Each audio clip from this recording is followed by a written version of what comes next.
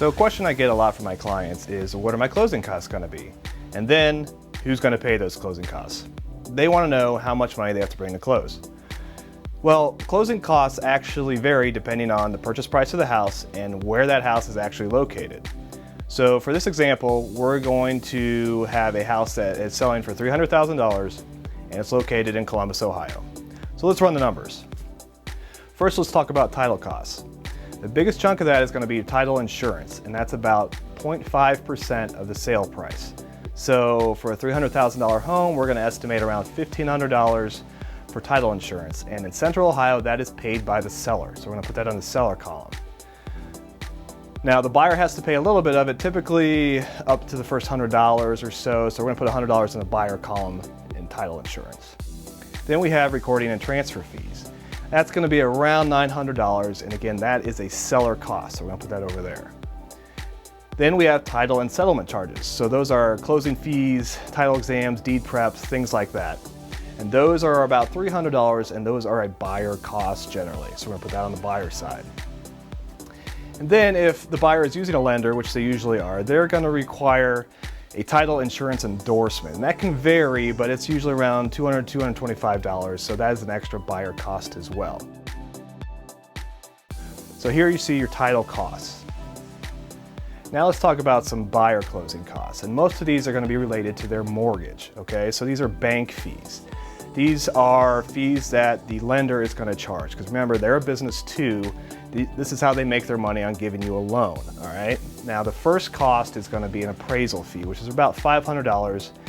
They are going to require that so they know how much they can loan you, and that's going to be on a buyer side, so that's a buyer cost. Then you have your loan origination fees, or lender fees, also called bank fees. But this is going to be the cost of them pulling your credit. It's going to be for processing, underwriting, things like that. And that's a range. We're going to say that's about $1,600 based on the cost of this house. But different lenders have different fees, so shop this around. You can get better rates at different places.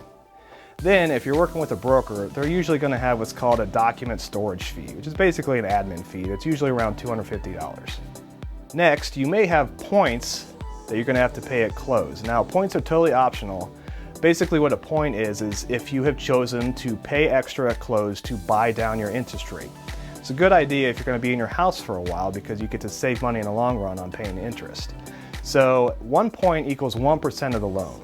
And if you've chosen to pay points to buy down that loan, you're going to have that due here. Now, we're not going to put anything in here right now because, like I said, points are optional, but if you did have points, this is where you would pay it.